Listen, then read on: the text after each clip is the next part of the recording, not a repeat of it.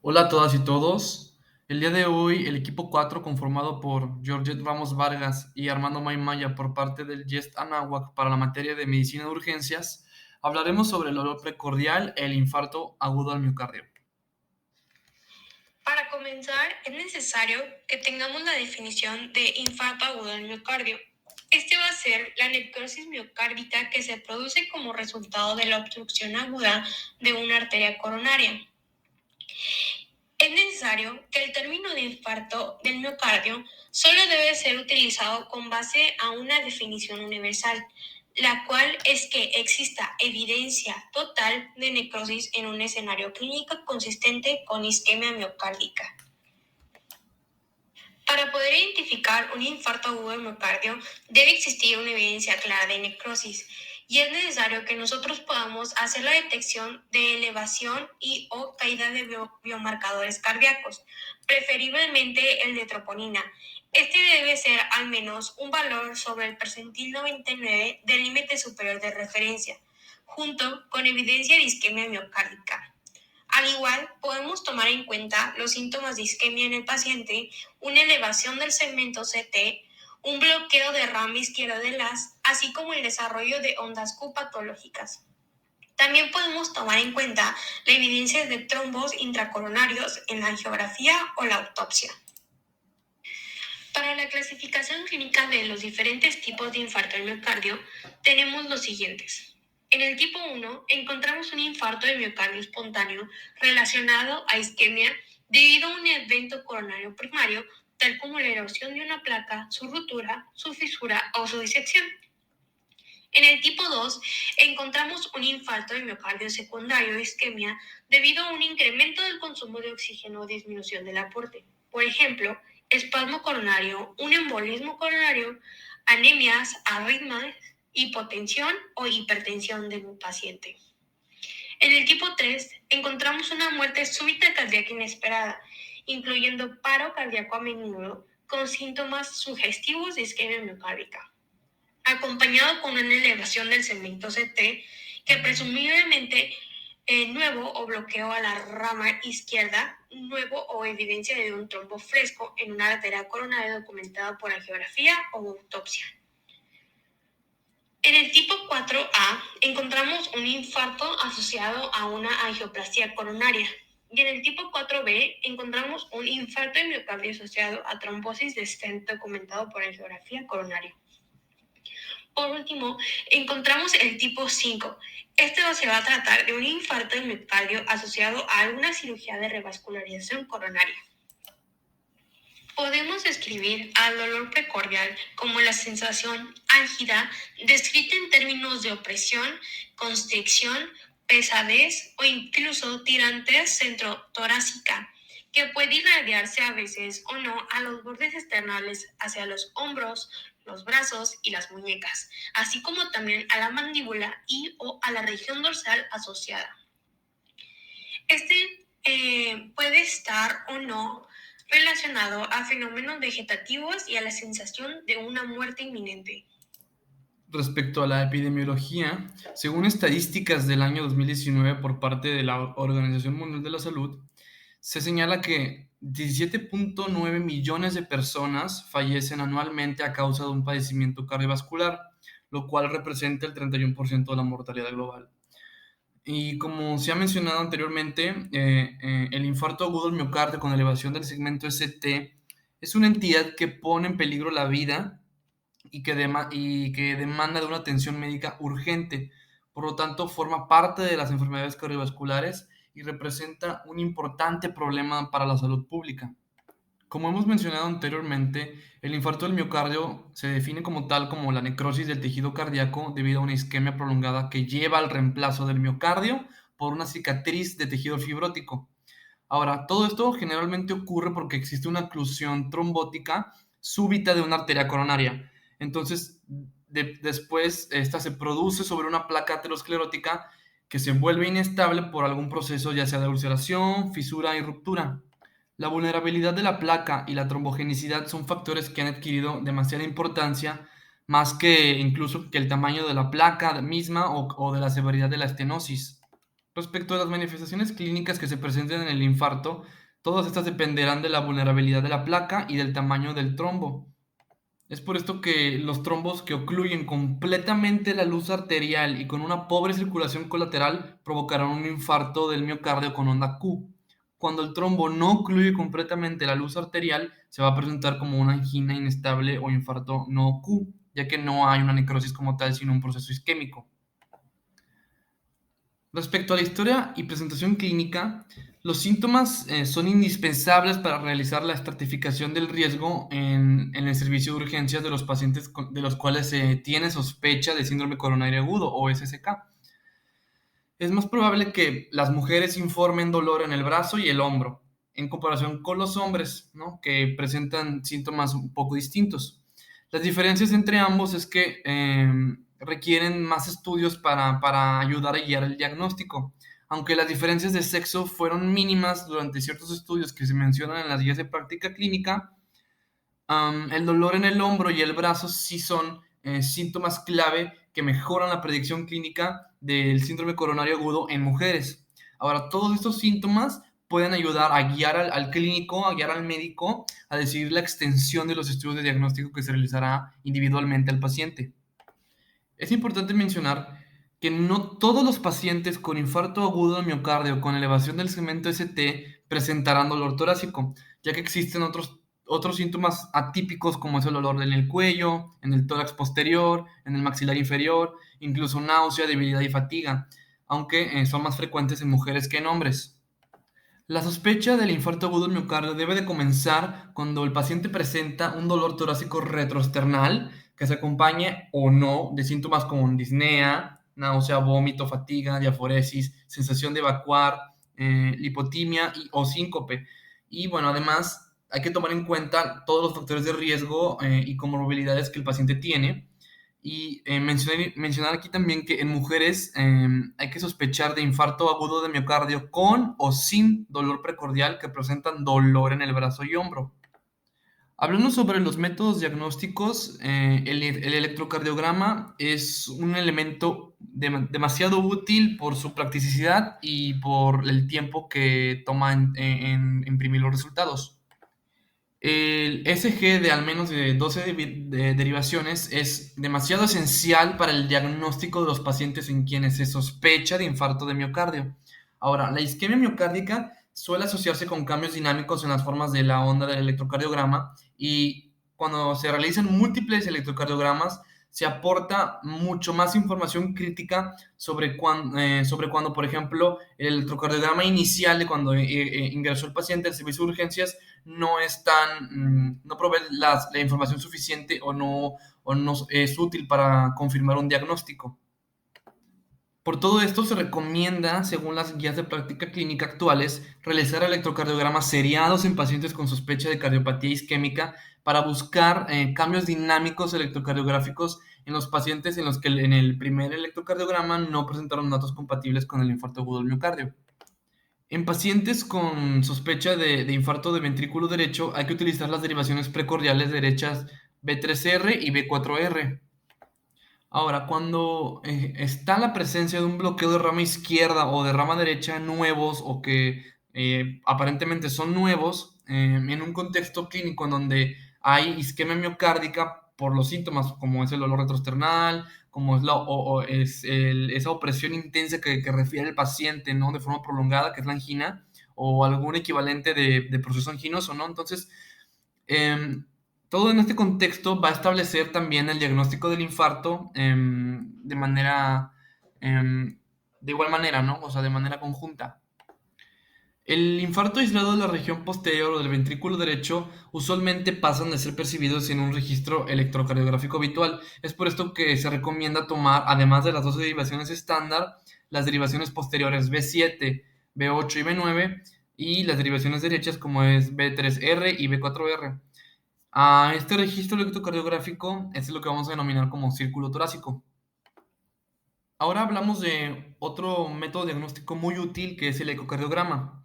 Y según la GPC, hay que realizarlo según dos condiciones importantes. Cuando existe dolor torácico agudo con sospecha del infarto agudo del miocardio con elevación del segmento ST y cuando el electrocardiograma no ha sido diagnóstico o su utilidad no ha sido lo suficientemente válida para confirmar el diagnóstico. Es un elemento paraclínico, es muy útil en el paciente, sobre todo cuando el infarto agudo de miocardio se tiene como sospecha y además porque puede ser realizado desde la comodidad de la cama del paciente y siempre nos va a orientar sobre el diagnóstico y sobre todo a indicarnos cuál es la arteria responsable del infarto.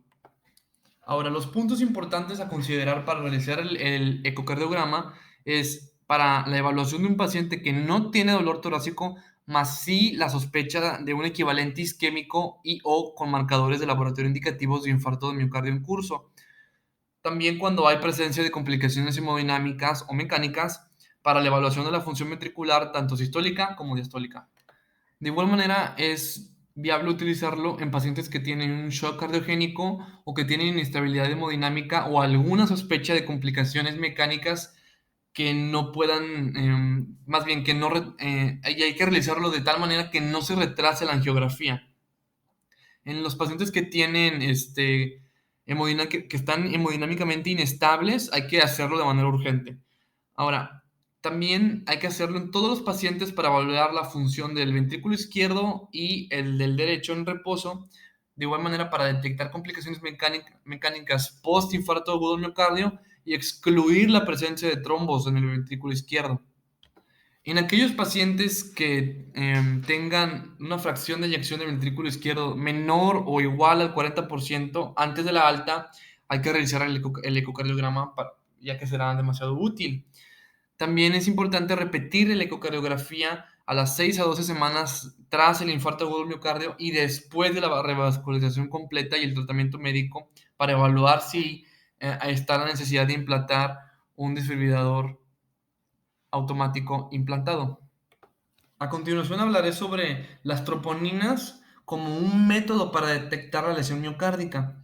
Ahora, esta está asociada con la disrupción de la membrana y la liberación de proteínas que pueden estar o ser determinadas por la circulación periférica. Y bueno, pues en ese sentido, la utilidad de las troponinas radica en su origen y que tiene una gran carioespecificidad, ¿no? Entonces, a grandes rasgos, el complejo de troponina tiene tres subunidades: troponinas C, T e I.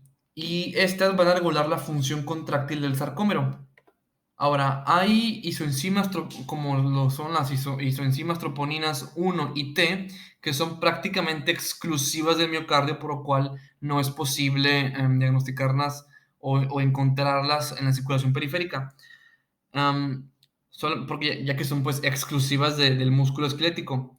Pero sí hay forma de medirlas en la sangre periférica a través de anticuerpos monoclonales que están dirigidos hacia los epítopos y que solo están presentes en las formas cardíacas. Ahora, en la tabla número 2 podemos observar la utilidad de las troponinas en la cardiopatía isquémica aguda. Son útiles para el síndrome coronario agudo sin elevación del ST, para detectar necrosis miocárdica y por ende pues detectar el infarto agudo del miocardio e incluso microinfartos, para la estratificación del riesgo del paciente, sobre todo para orientar al médico y al clínico en la elección de estrategias terapéuticas para el infarto de miocardio con ST elevado, y en ese sentido no hay que considerarse para iniciar el tratamiento de reperfusión inmediato.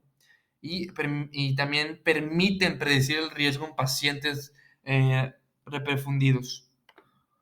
Por último, de mencionar sobre las troponinas, y como se mencionó en un principio, se establece que el límite para el diagnóstico de infarto es el que supera el valor del percentil 99 que se instaura según una población de referencia. Antes de hablar del tratamiento farmacológico, considero importante mencionar que existen ciertas posturas que permiten que el paciente descanse, minimizando su dificultad respiratoria, o sea que mejora la disnea, tal como es esta posición que vemos aquí, que es la posición como medio sentado con las rodillas dobladas, ¿no? Entonces, también de esta manera mejora el acceso de oxígeno aéreo y se abren, por ejemplo, incluso cuando el paciente se dirige al servicio de urgencias, abrir las ventanas del automóvil para que tenga mayor circulación de aire y liberarlo un poco de la opresión o de la compresión de la ropa que puede estar utilizando. Mencionados ya estos consejos o acciones que pueden ser de mucha ayuda, ahora hablaré del tratamiento con ácido acetilsalicílico. Y bueno, una vez que ya el paciente ha superado el infarto de miocardio, el cardiólogo va a prescribir una medicación de administración crónica, ya sean como según una línea de actuación farmacológico, en el cual va a consistir en inhibir la coagulación sanguínea con anticoagulantes. ¿Ok? Para este sentido, el ácido acetilsalicílico es útil, sobre todo cuando el individuo no es alérgico y sí es candidato para consumir el medicamento y que sea administrado. Ahora, este es un medicamento que tiene un gran efecto antiplaquetario porque inhibe la formación de los coágulos en las arterias, ¿no? Entonces, siempre se va a recomendar en presentaciones solubles, sin cubiertas entéricas o las masticables. Hay una aspirina, que es la aspirina Protect, que tiene una cubierta entérica que no daña a la mucosa gástrica. También, importante decir que cuando el paciente no es capaz de tragar o que tiene disfagia, se aconseja la presentación sublingual y de manera general siempre se recomienda una dosis de entre 100 a 300 miligramos. Como mencioné brevemente, el tratamiento farmacológico va a consistir, según las indicaciones del cardiólogo, en ciertas líneas de actuación farmacológica. Acabo de mencionar la inhibición de la coagulación sanguínea a través de anticoagulantes, como lo es el ácido acetilsalicílico. Eh, un poco más adelante mencionaré a otros anticoagulantes de relevancia. Otra línea farmacológica a considerar es aquellos que disminuyen las demandas miocárdicas de oxígeno, como son los betabloqueadores o los calcioantagonistas. Otros que aumenten el aporte miocárdico de oxígeno, como los nitratos, los calcioantagonistas y el ácido acetilsalicílico, que ya se ha mencionado brevemente, y aquellos que retrasen la progresión de la aterosclerosis coronaria, como los hipolipemiantes. Respecto al tratamiento antitrombótico, a grandes rasgos, son fármacos que son capaces de inhibir la agregación plaquetaria, como lo es el ácido acetilsalicílico, las tienopiridinas, y también aquellos que también son útiles para la trombosis, como los anticoagulantes y los trombolíticos. Continuando con los antiagregantes plaquetarios y hablando de manera más explícita del ácido acetilsalicílico, este debe ser administrado a dosis bajas de entre 75 a 325 miligramos y es un excelente fármaco porque a grandes rasgos por su modo de actuación y por su seguridad y la magnífica relación que existe entre el costo y la efectividad, ¿no? Entonces, de manera farmacológica o farmacodinámica, el efecto antitrombótico reside porque hay una inhibición irreversible de la COX-1 o de la ciclooxigenasa 1 plaquetaria, porque esta es acetilada y por consiguiente pues hay una síntesis de tromboxano A2 y pues luego el bloqueo de la segunda fase de la agregación plaquetaria mediada por el ADP. De este medicamento se acostumbra a prescribir una dosis diaria mínima y efectiva cada 24 horas que minimice los posibles efectos secundarios gastrointestinales. Ahora, también las tienopiridinas más empleadas cuando no se puede utilizar el ácido acetilsalicílico están el clopidogrel y la ticlopidina, que actúan como antagonistas selectivos y no competitivos de receptores de ADP, con efectos antitrombóticos similares a los que presenta una aspirina. Profundizando sobre el clopidogrel y la ticlopidina, el clopidogrel es 40 veces más activo, tiene una acción más prolongada, una pauta posológica que facilita su cumplimiento y una mejor tolerancia que la ticlopidina. Ahora, este suele administrarse en una dosis diaria de entre 75 miligramos y la ticlopidina en una de 500 miligramos de manera diaria, y esta repartida en 2 tomas, en el momento de la comida y de la cena. Las tienopiridinas son en tratamiento de manera alternativo en todos aquellos pacientes que tengan alergia o intolerancia a los salicilatos o que presenten riesgos significativos de trombosis arterial. De manera breve mencionaré los antitrombínicos que se emplean, como lo son las heparinas y la warfarina. Y esos tratamientos anticoagulantes se comportan de manera agresiva, por así decirlo, ya que pueden aumentar o incluso producir una hemorragia o hay que considerarlo esto al momento de administrar al paciente, y esto lo podría conllevar a situaciones peligrosas, por lo tanto hay que estarlo revalorando constantemente al utilizar estos fármacos. Entrando a otro grupo terapéutico farmacológico, hablaré de los beta bloqueadores. Estos básicamente lo que hacen es que reducen la demanda miocárdica de oxígeno porque reducen de igual manera la frecuencia cardíaca, la contractilidad cardíaca y la tensión arterial. Y el resultado de todo esto es obviamente que pues, el corazón va a latir más despacio, con menos fuerza y va a ocupar menos oxígeno. Esos medicamentos se van a administrar a todos los pacientes en los que no estén contraindicados y se mantienen durante al menos 2 o 3 años. Dentro de este grupo terapéutico hay otros 3 grupos, como lo son los betabloqueadores no selectivos, como el alprenolol, el carteololol, el nadolol, oxprenolol, pembutolol, propranolol, sotalol y timolol. Los beta-1 selectivos como el acebutolol, atenolol, bisoprolol, celiprolol, esmolol, metoprolol y nebivolol. Perdón. El último grupo son los bloqueadores beta-1 agonistas alfa-1 adrenérgicos como el carbidiolol y el abetalol. Los betabloqueadores idóneos son el acebutolol, metoprolol, propranolol y timolol. El carbidilol, bisoprolol o el metoprolol de acción prolongada también son apropiados para aquellos pacientes que tengan disfunción ventricular izquierda.